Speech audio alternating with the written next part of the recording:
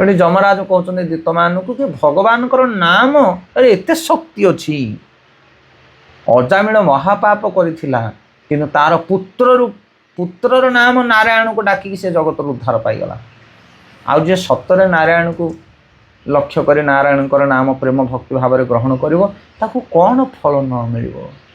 ପାପ ନଷ୍ଟ ହେବାଟା ହେଉଛି ସାଧାରଣ। ଭଗବାନଙ୍କର ଭକ୍ତିରେ ସାଇଡ୍ ବେନିଫିଟ୍ ହେଉଛି ପାପ ନଷ୍ଟ ହେବା, କିନ୍ତୁ ମୁଖ୍ୟ ବେନିଫିଟ୍ ହେଉଛି କୃଷ୍ଣ ପ୍ରେମ ପାଇବା। ହରିନାମ ଜଣେ ଜପ କରିବା ଦ୍ୱାରା ପାପ ତାର ନଷ୍ଟ ହେବ। ପାପ ନଷ୍ଟ ପାଇଁ କେହି ହରିନାମ କରନ୍ତି ନାହିଁ। ଏଇଟା ହେଉଛି ତୁଚ୍ଛ ଲାଭ। ଆପଣ କହିବେ ଆରେ ଭାଇ ନଡ଼ିଆ ଗୋଟେ କିଣୁଛ 30 ଟଙ୍କା ଦେଇକି, କ'ଣ କରିବ ନଡ଼ିଆ କିଣୁଛ 30 ଟଙ୍କା? ନା ନଡ଼ିଆ କତା ନେଇକି ଦୌଡ଼ି ବୋଳି। ଆଏ 30 ଟଙ୍କା ଦେଇକି କିଏ ଗୋଟେ ନଡ଼ିଆ କିଣିବ ତା କତା ନେଇକି ଦୌଡ଼ି ବୋଳିବ ନା କ'ଣ? ନା କତା ପାଇଁ ନୁହଁ, ନଡ଼ିଆ ରସ ପାଇଁ କିଣାଯାଏ ନଡ଼ିଆ, ପଇଡ଼ ପାଣି ପାଇଁ କିଣାଯାଏ ପଇଡ଼। କିନ୍ତୁ ନଡ଼ିଆ ଯେତେବେଳେ ଆମେ ରସ ପାଇଁ କିଣୁ ତା ସହିତ ସଢ଼େଇ ତା ସହିତ କତା ଆମକୁ ଫ୍ରି ମିଳେ।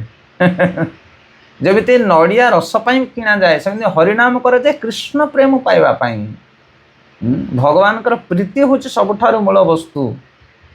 ସେଇଟା ହେଉଛି ଲବ୍ଧ ବସ୍ତୁ। ଜଗତ ପବିତ୍ର ବସ୍ତୁ ହେଉଛି କୃଷ୍ଣ ପ୍ରେମ। ଆଉ ଯେତେବେଳେ କୃଷ୍ଣ ପ୍ରେମ ପାଇବା ପାଇଁ ଯିବ ହରିନାମ କରି ସେତେବେଳେ ସଢ଼େଇ ଆଉ କତା ଭଳିଆ ମୁକ୍ତି ସ୍ଥିତି ସୁଖ ଏ ଜଗତରେ ସବୁକିଛି ମିଳିଯାଏ ହରିନାମ ଗ୍ରହଣ କରେ। ଏସବୁ ସାଇଡ୍ ପ୍ରଡ଼କ୍ଟ, ସାଇଡ୍ ବେନିଫିଟ୍।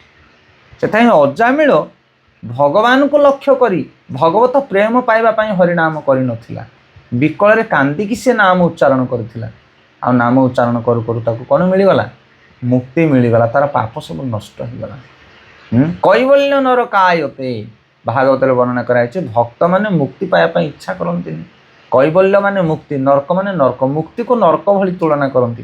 ଯଦି ଗୋବିନ୍ଦଙ୍କର ସେବା ମିଳୁନି, ଗୋବିନ୍ଦଙ୍କର ଭକ୍ତି ମିଳୁନି, ତାହେଲେ ସେ ମୁକ୍ତି ଆମର କ'ଣ ଦରକାର? ତାହେଲେ ପ୍ରକୃତର ଲଭ୍ୟ ବସ୍ତୁ ହେଉଛି କୃଷ୍ଣ ପ୍ରେମ। ଆମ ଜୀବନରେ ଆମେ କୃଷ୍ଣ ପ୍ରେମ ପାଇବା ଦରକାର।